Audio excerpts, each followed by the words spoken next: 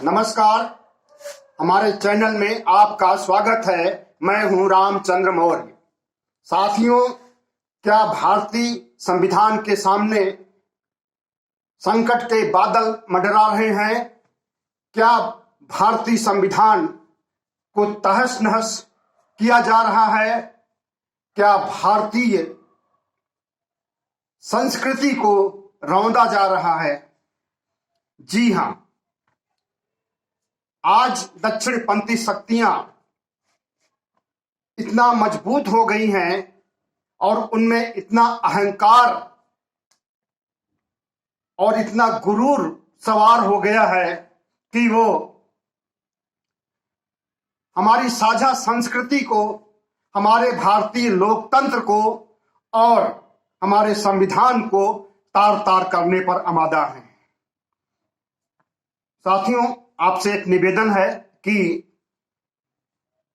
हमारे चैनल को सब्सक्राइब करें और सब्सक्राइब के सामने की बटन को जरूर दबाएं, घंटी को, ताकि हम कोई भी वीडियो अपलोड करें तो वो तुरंत आपको मिल जाए। साथ ही शेयर करें ताकि हमारी आवाज दूर दूर तक पहुंचे। हाँ, तो आज हमारा विषय है भाजपा मुक्त भारत अभियान। राष्ट्र को, संविधान को, लोकतंत्र को बचाने के लिए। हाँ, तो साथियों, मैं चर्चा कर रहा था कि क्या आज भारतीय संविधान खतरे में है, लोकतंत्र खतरे में है, राष्ट्रवाद खतरे में है और राष्ट्रवादी शक्तियां क्या कमजोर पड़ गई हैं और क्या भारतीय जनता पार्टी और आरएसएस इतना शक्तिशाली, इतना निर्दयी, इतना क्रूर हो गया है कि सिर्फ हिंदुत्व की रक्षा के लिए और हिंदुत्व को बढ़ाने के लिए हमारी साझा संस्कृति को तार तार कर रहा है। साथियों, आपको मालूम होना चाहिए कि भारतीय लोकतंत्र खतरे में इसलिए है कि भारत को एक धर्मनिरपेक्ष राष्ट्र की जगह अब हिंदू राष्ट्र बनाने की साजिश की जा रही है और वह साजिश कोई और नहीं, सत्तारूढ़ दल, आरएसएस और तथाकथित हिंदू संगठन कर रहे हैं। और इन शक्तियों में, इन दक्षिणपंथी शक्तियों में अहंकार, क्रूरता, निर्दयता और कुल मिलाकर के अत्याचार इतना बढ़ गया है जो कि अब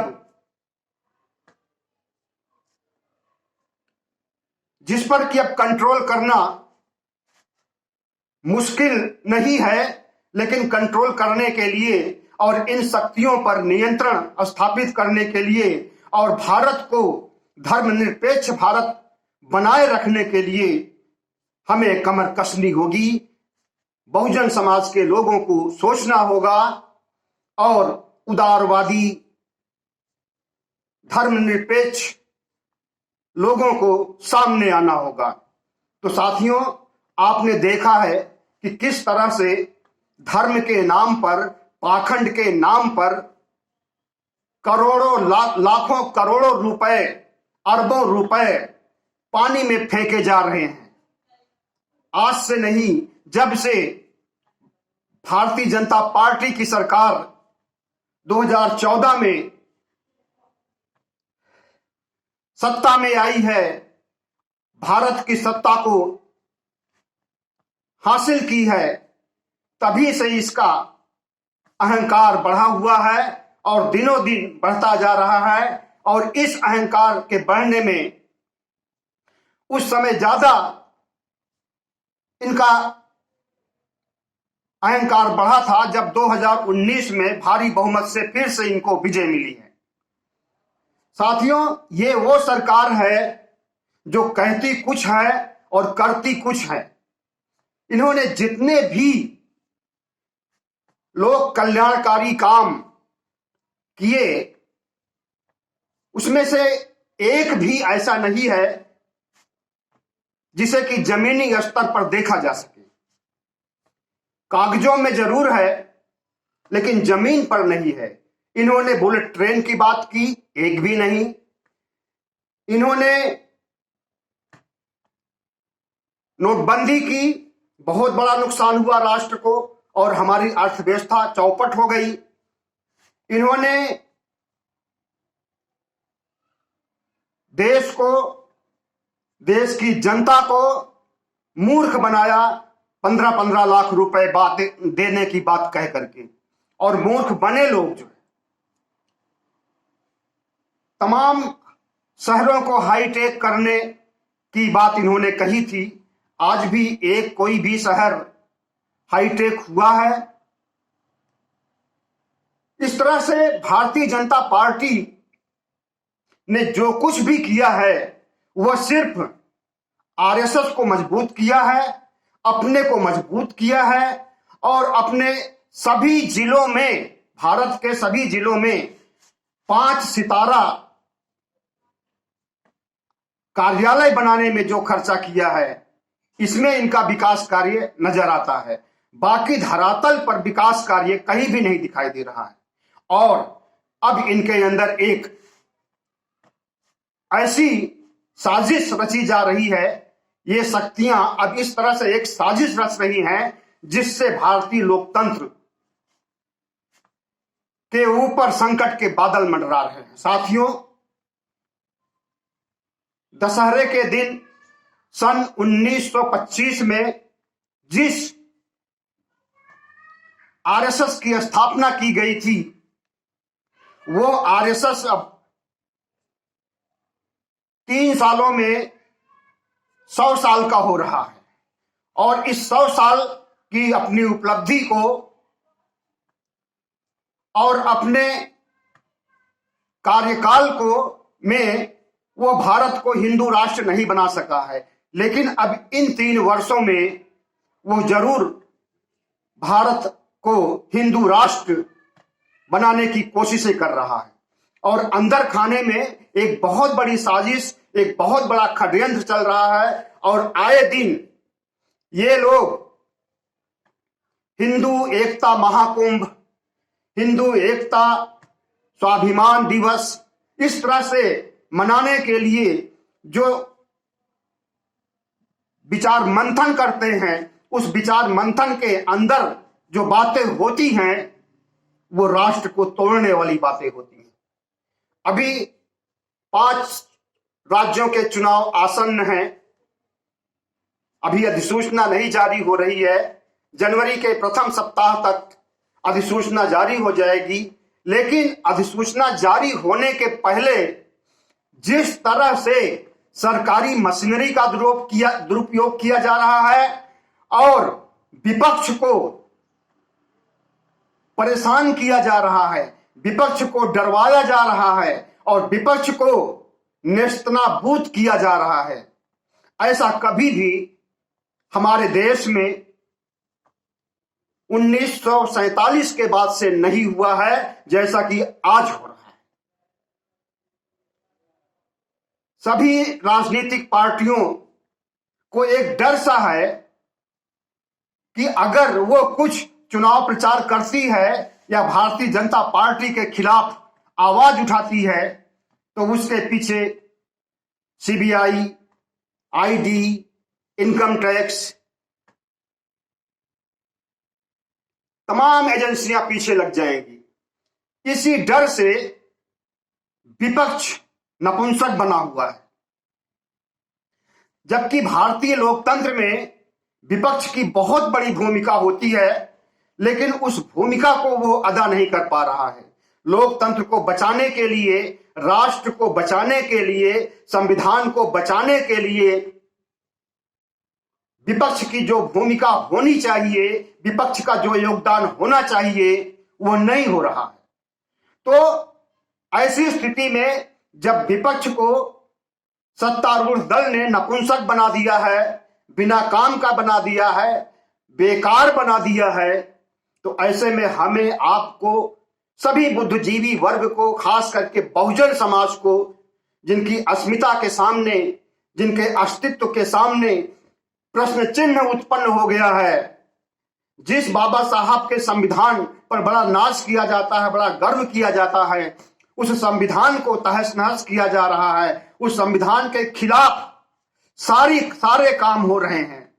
तो संविधान को बचाने के लिए, राष्ट्र को बचाने के लिए, भारतीय लोकतंत्र को बचाने के लिए, धर्मनिरपेक्षता को बचाने के लिए, समानता के अवसर को बचाने के लिए, समाजवाद को बचाने के लिए और कुल मिलाकर के भारत राष्ट्र को बचाने के लिए हमें आगे आना पड़ेगा। खास करके हमारे युवकों को, युवतियों को, नई पीढ़ी के लोगों को सामने आना पड़ेगा और किसान आंदोलन की तरह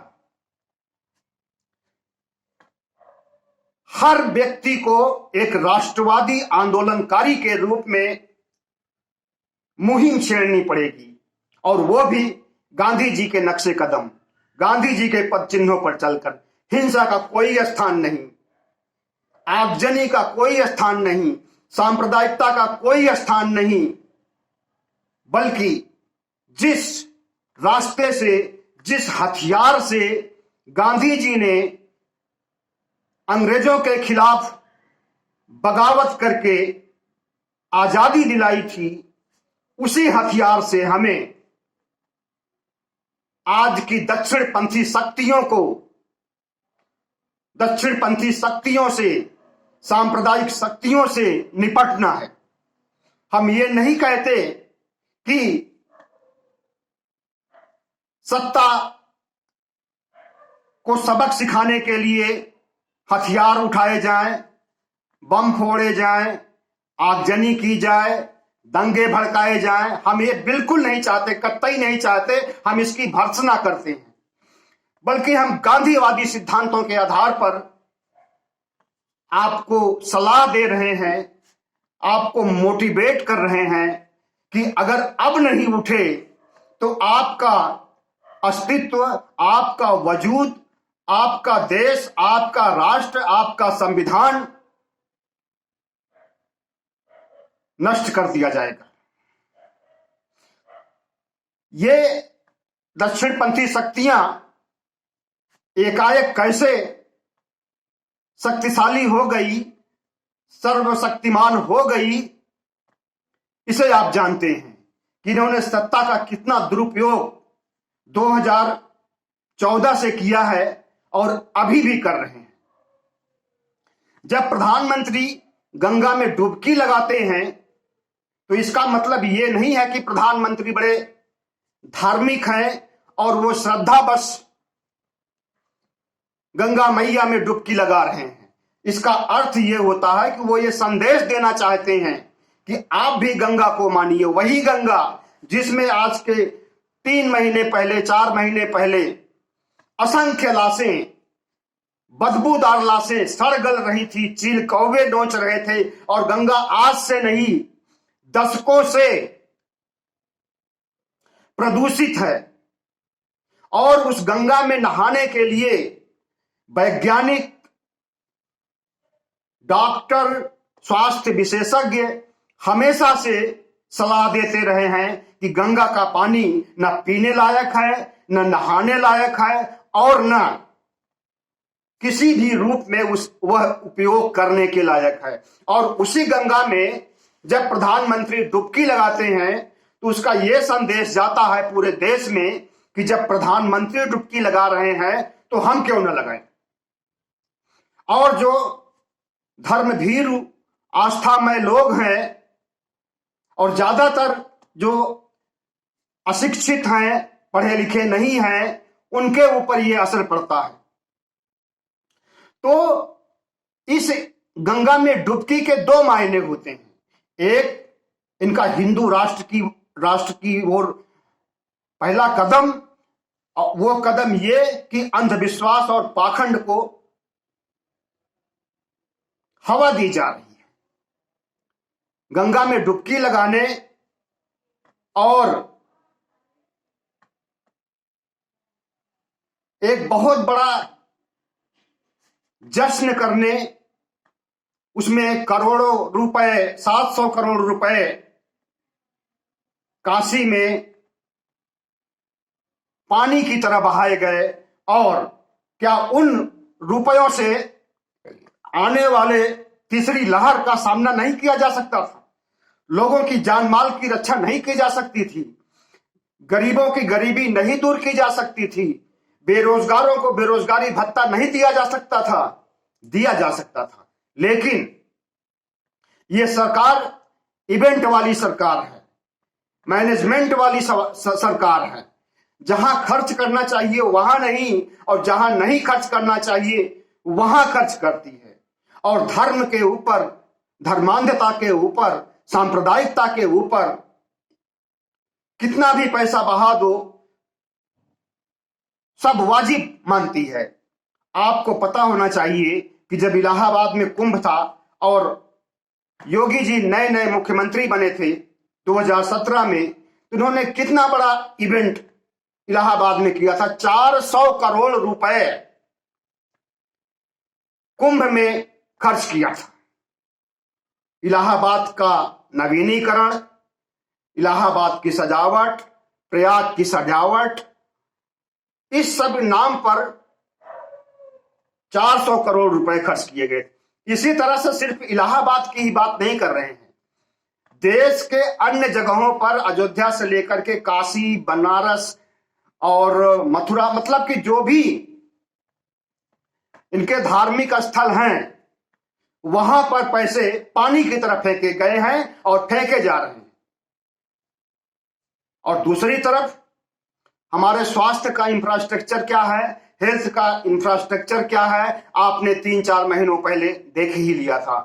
तो साथियों, हमारा यह कहना है कि ये दक्षिणपंथी शक्तियां धर्मांधता के बूते, सांप्रदायिकता के बूते अपने एक एजेंडे को लागू करना चाहती हैं और भारत को हिंदू राष्ट्र बनाना चाहती हैं। हिंदू राष्ट्र का मतलब क्या होगा यह भी जान लीजिए।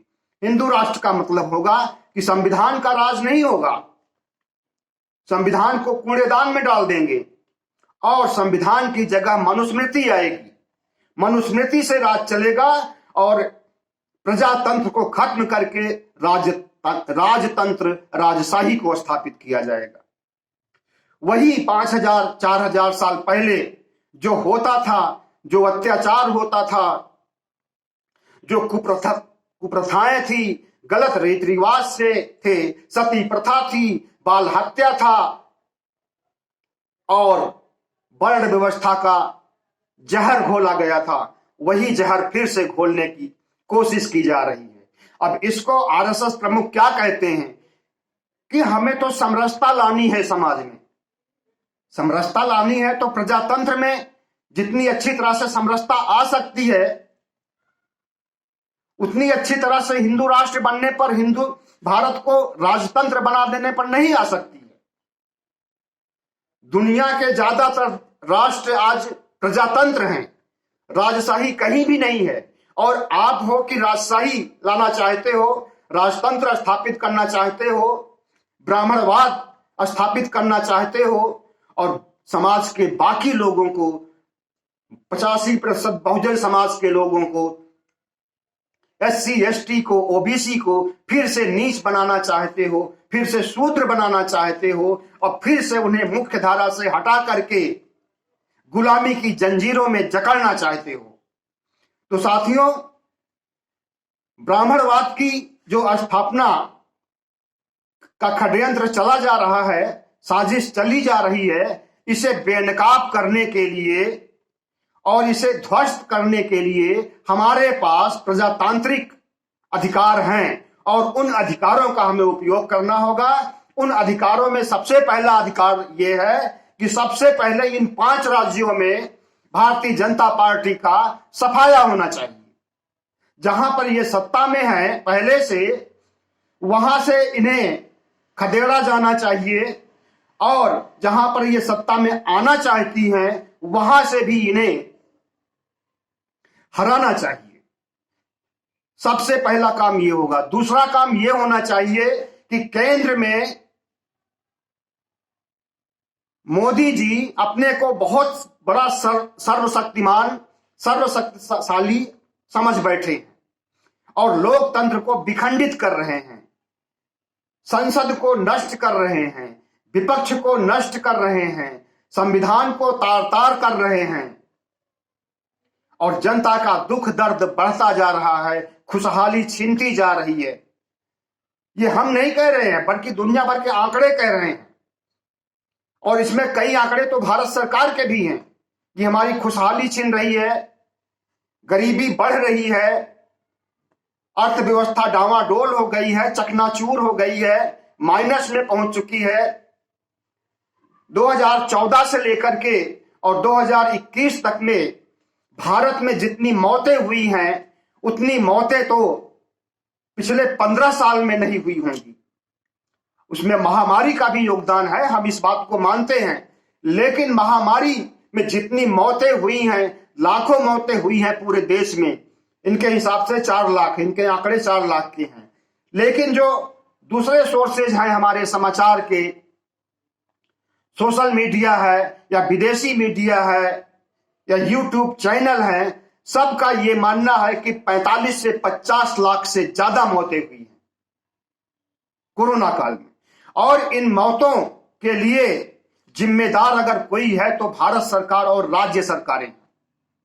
अगर इनका स्वास्थ्य इंफ्रास्ट्रक्चर सही होता, इनके पास ऑक्सीजन होता, वेंटिलेटर होता, आईसीयू होता, बेड होते, अस्पताल होते, तो शायद इतनी मौतें नहीं होती। लेकिन इनके पास स्वास्थ्य इंफ्रास्ट्रक्चर और विकास कार्यों के लिए पैसा नहीं है, धर्मांधता, पाखंड के लिए पैसे। तो हमें क्या करना चाहिए उस पर एक नजर हम डालना चाहते हैं।